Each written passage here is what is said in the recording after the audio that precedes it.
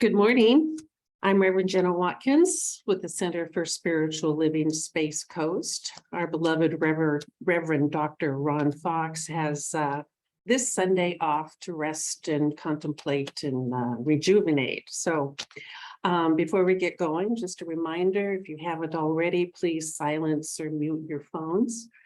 And for those of you who have never been to a Center for Spiritual Living before, we believe there is one God, but many paths to that God. And we are here to love, honor, and support you, no matter what your divine path is. The Center for Spiritual Living Space Coast is a safe haven for people of all beliefs and lifestyles. So whoever you are and wherever you find yourself on your journey of faith, you are welcome here. So for our announcements, our practitioner is Jenny.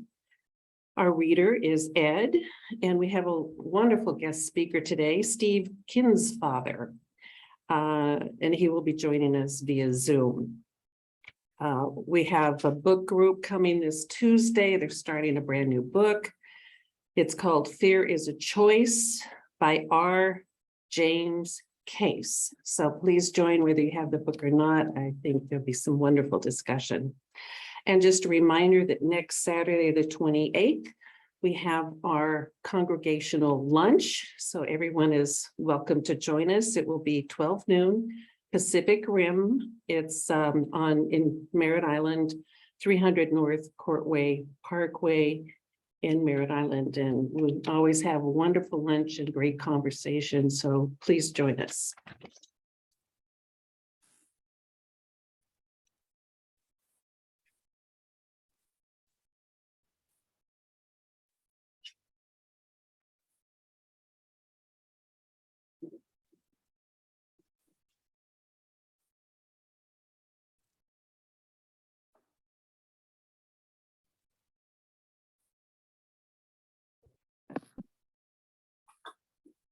So let us move into this sacred space of now, this joyous beginning of this new year, to move into this sacred space of now and to know it and to use it. So let's take a breath in, feel the breath coming in and exhale. And let your shoulders drop. So I know that there is one power, one truth, one all that is everywhere present, that is omniscient, omnipotent. It is the glory of God that is revealed as each one, as we turn our attention to this life, this one life, then it shows us the way to live, the way to move ourselves into a glorious now, and to leave behind the past and the future expectations, and to dwell in this now moment that is forever and ever expanding and showing us new ways to live. Everything is already here. It is here and now. And I embrace this right here and right now. I embrace the possible. I invite you to join me in this knowing and in this space of beauty and purpose and love. Take this journey with me as I move from one step to another into this glorious expansion of life. And God always says yes, always says yes. And so I'm grateful this morning for the Center for Spiritual Living Space Coast. I'm grateful for Reverend Dr. Ron Fox, wherever he may be, knowing that all is well.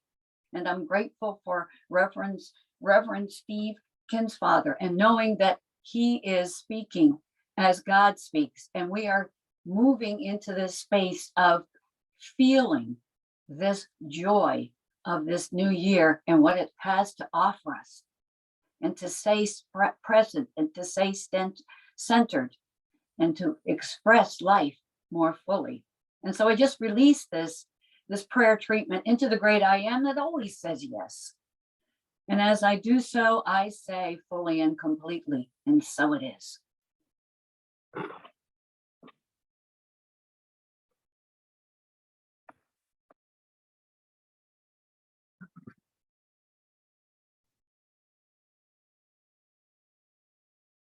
Good morning. Good morning. And I'm the cameraman, right? Going to chair. Last Sunday, Reverend Ron asked what I think is one of the most important questions we can attempt to answer for ourselves. And that is, what am I? Now, first of all, I know that I'm not my body, including my brain, and I'm not even the thoughts of my brain. So after considerable thought, I came up with this answer. I am the witness experiencing my life. And that witness is spiritual. I am that part of God experiencing life through me. Now, how cool is that? I mean, God needs me for this. And if I am God experiencing life through me, then what is it that most influences those experiences? My answer to that is my beliefs about myself and my life. And Science of Mind teaches that I am, and you are, good, perfect even, right now as is, and with a very powerful impact on life as God's co-creator. This way of thinking is why I come to Centers for Spiritual Living Space Coast. Here I've come to know a philosophy, beliefs that not only make sense to me, but I think are near perfect. Plus, I get to hang out with you guys. I mean, Centers for Spiritual Living reinforces those beliefs. Living in and as God, everything, absolutely every single experience that I have, it happens in God. So has meaning and purpose, and is for my own good and for the ultimate good of all. So no complaints, just witness that.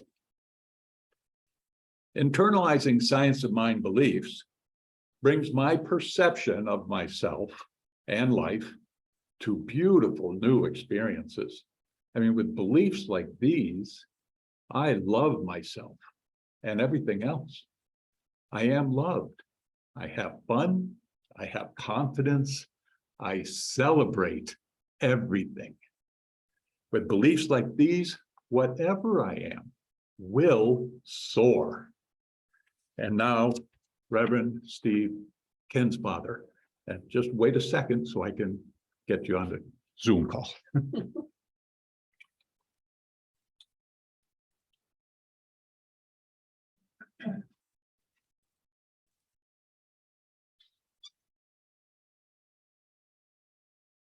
Go. All righty. Good morning, everyone. So wonderful to be here. A little jealous of Florida's weather. I talked to Ron yesterday and we were 29 degrees and snowing, and he said it was 71 and he was enjoying the outdoors. Just grateful to be here with everyone. My name is Steve Kindsfather and I'm presenting this Sunday message on Zoom from Golden, Colorado. And though we're meeting virtually, let's come together now in the one mind. Maybe start by doing that again. What Jenny said, that let's all take a centering breath together.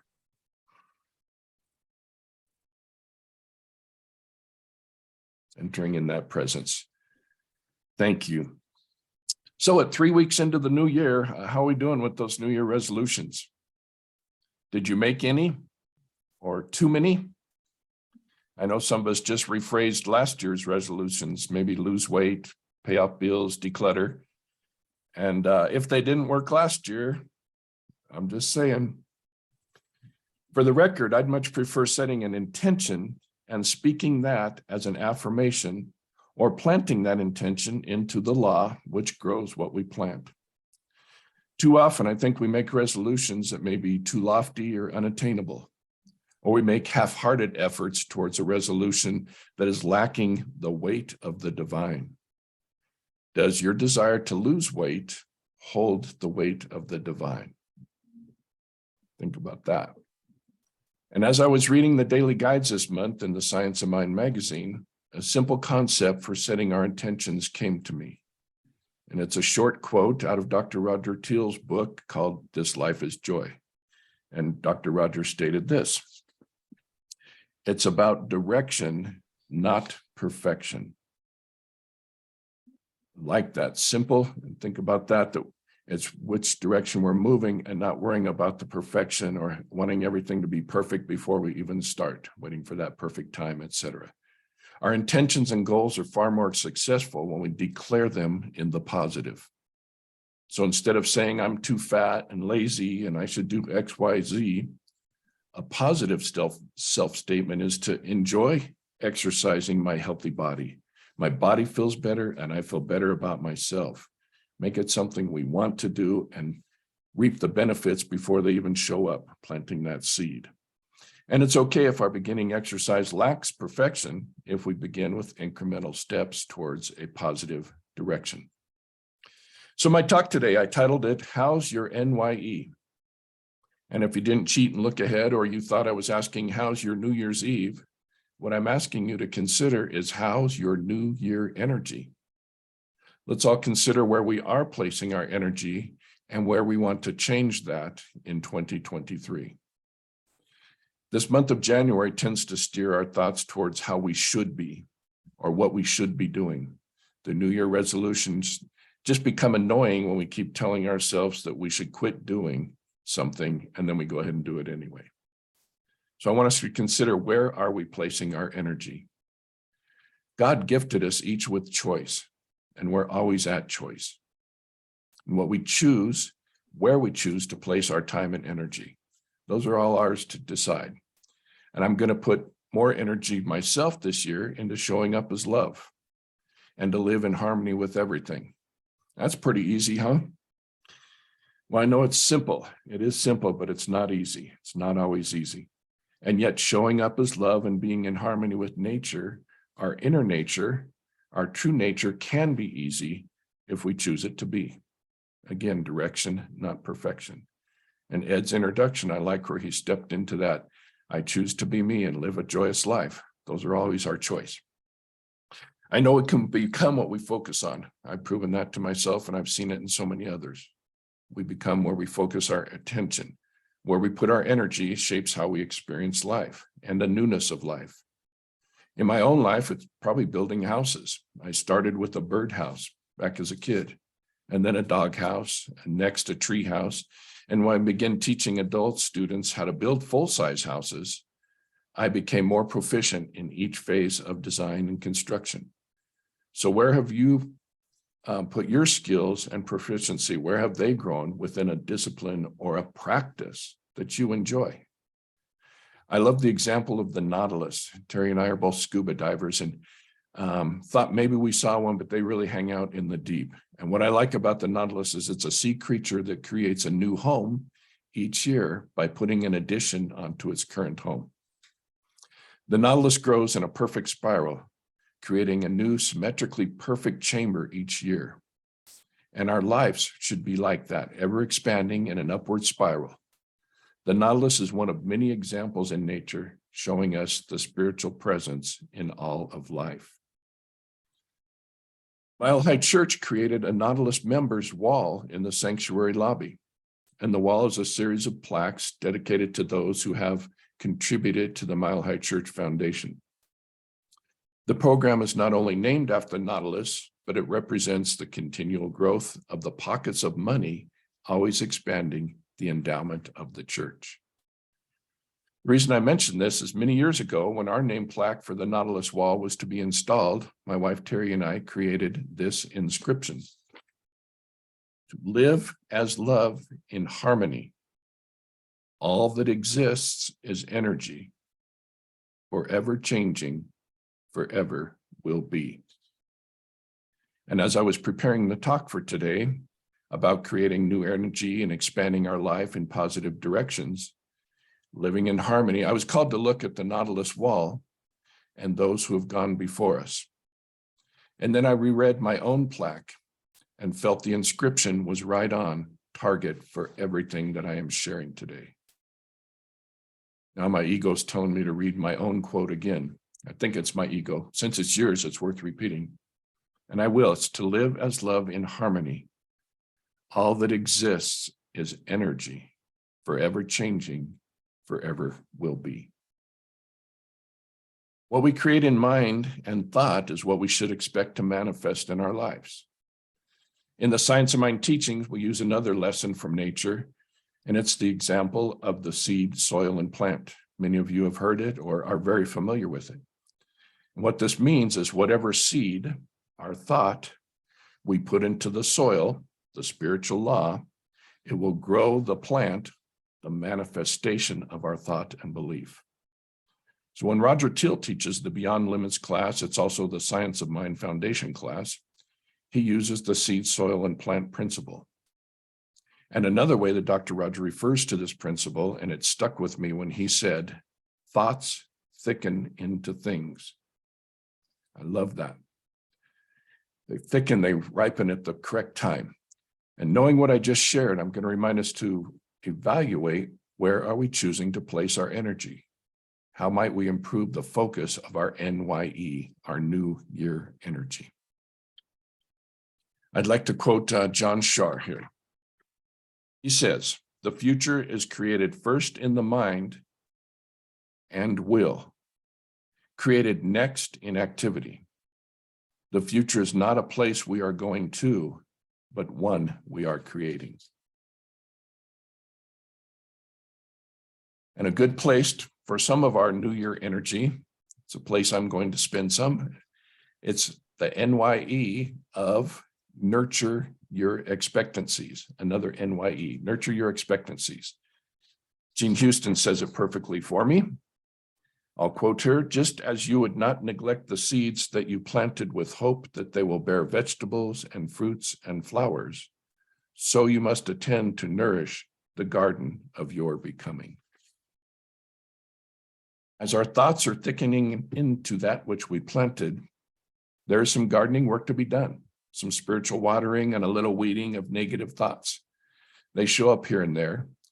And both of these, the watering and the weeding, are more easily accomplished when we stay current in our gardening practice, our spiritual practice of gardening. The weeds of negative thoughts, unattended, become obstacles that block our desired manifestations. That's, again, the principle of the garden, the seed soil plant, watching out those weeds and getting them as they show. And I've heard it said, and I will remind us, and I remind myself, that obstacles, those weeds or obstacles, are merely the things we see when we take our eyes off of the goal. So nurture your expectancies. What we think about comes about. You get what you plant.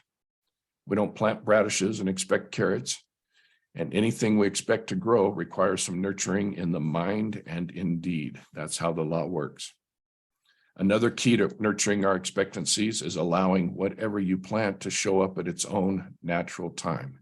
There's a perfect timing to all of nature, so apparent if we pay attention to it. We don't need to be in a hurry, nor do we need to keep digging up those seeds to check on their progress. What do we gain from that? Lao Tzu says it perfectly. Nature is never in a hurry, and everything is accomplished. One of my personal intentions spanned many years between the time the seed was planted until the vision manifested. My super seed was planted when I was an 8th grader in a construction trades class at Skinner Junior High School.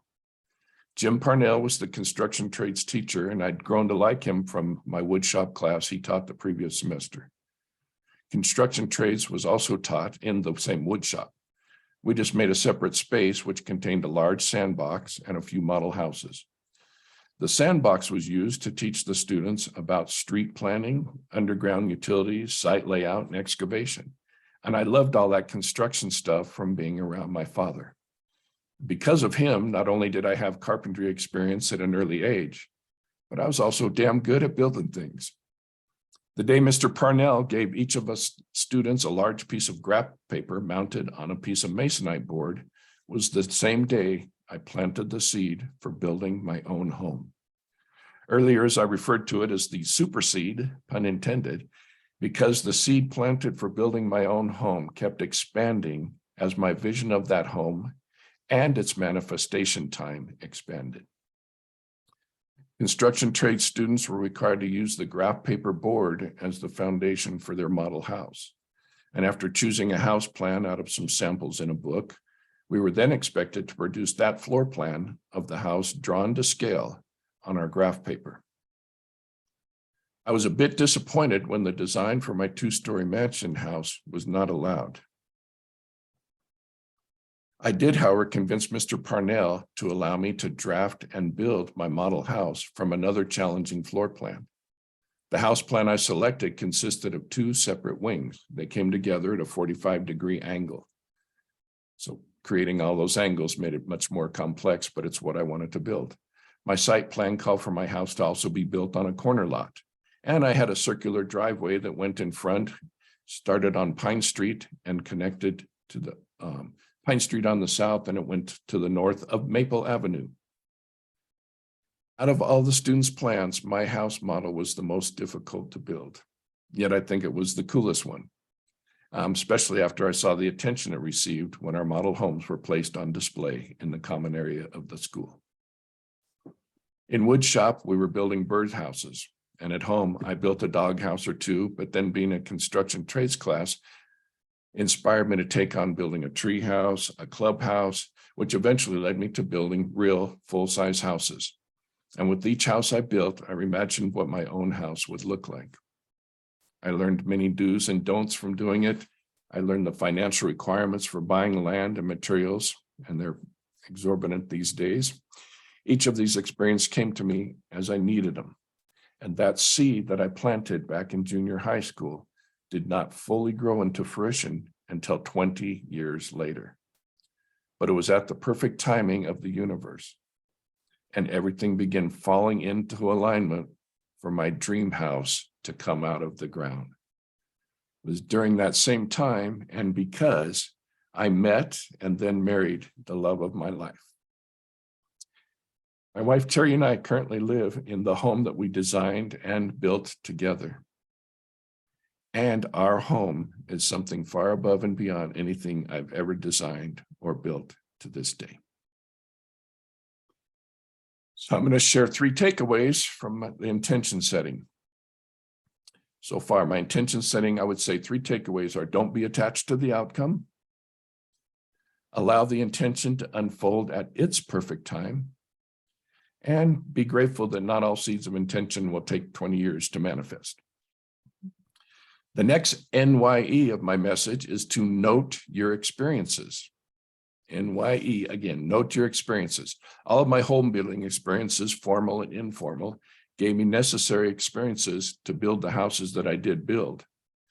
Know that our personal experiences give us lessons for life. Each lesson shapes us into who we are meant to be. Each of us are exactly where we are right now in this moment because of or in spite of our experiences. No one else has your set of experiences. Even if others have similar experiences, they're not the same ones, nor are they the same set of experiences that you possess. When we note our experiences, paying attention to them, what lessons they give us, the most impactful ones are the ones that stand out and stay with us. At the time of our experiences, we labeled them as good or so otherwise, and we still hold on to them as so. And yet every experience serves as a lesson, but it may be misleading us, may be misleading ourselves and having us hold on to false beliefs.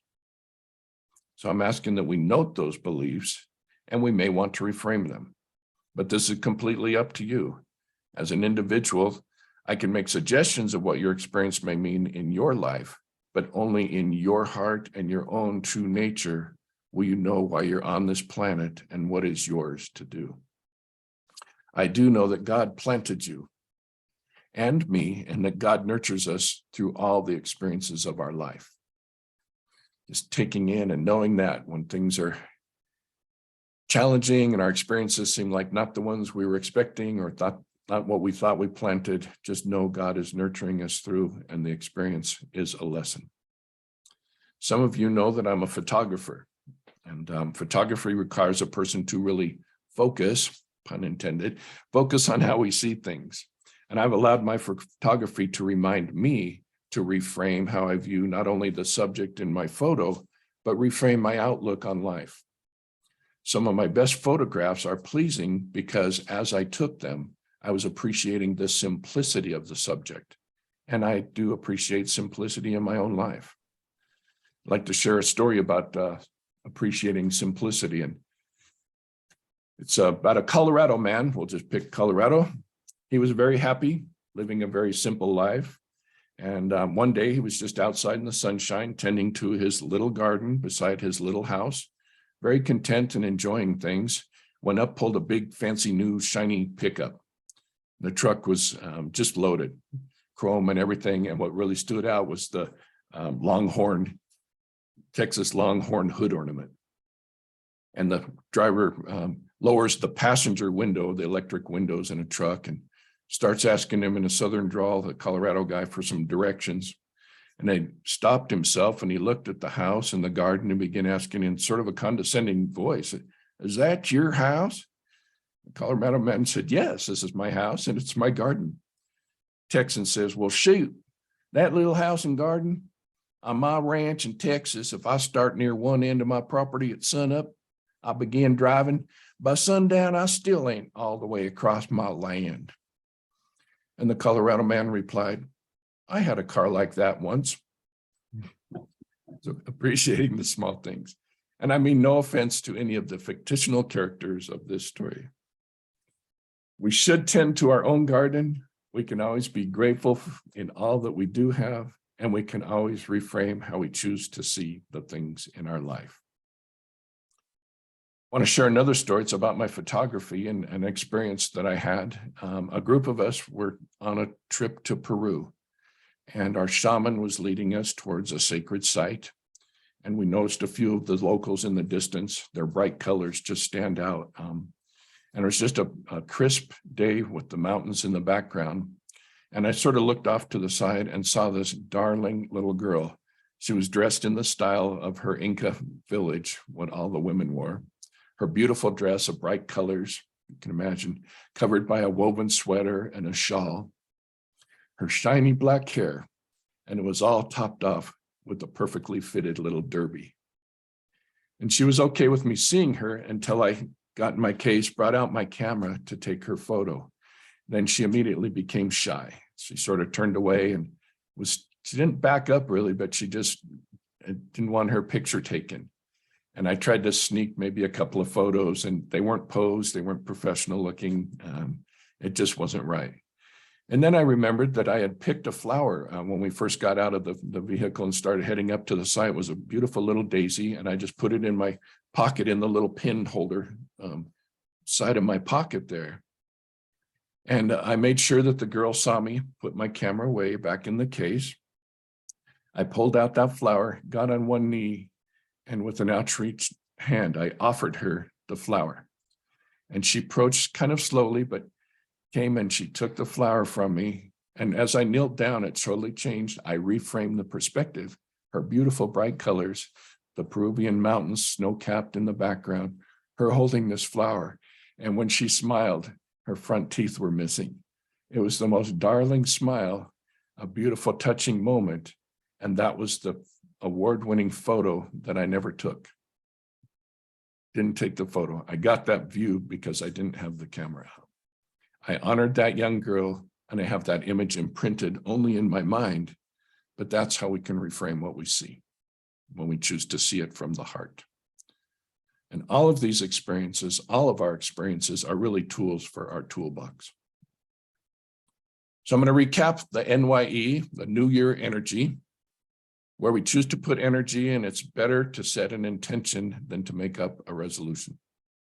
The NYE of nurture your experiences, what we think about comes about.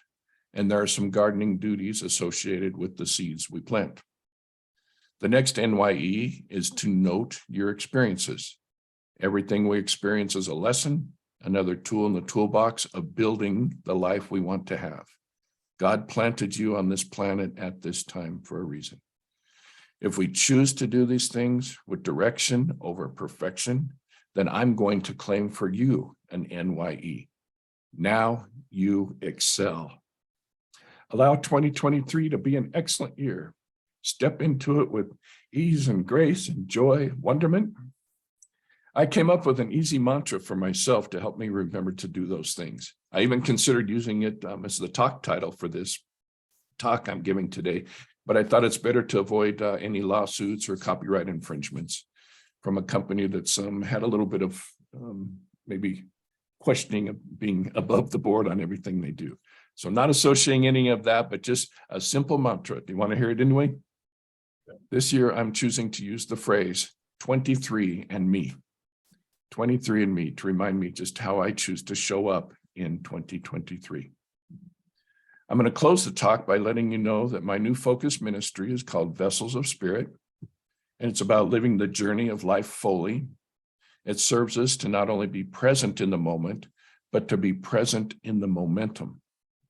A dear friend of mine gave me her prayer request, and it was to be present in the momentum. I like that. To me, that means going with the flow, whether it's river water or the synchronicity, the time, the natural flow of life and of the law, being present in the momentum. I'll state that our soul is a vessel and life is fluid. And I want to end my talk by quoting a man by the name of Mark Twain. 20 years from now, you will be more disappointed by the things you didn't do than the ones you did do. So throw off the bow lines, sail away from safe harbor, catch the trade winds in your sail, explore, dream, discover. Thank you very much. Namaste.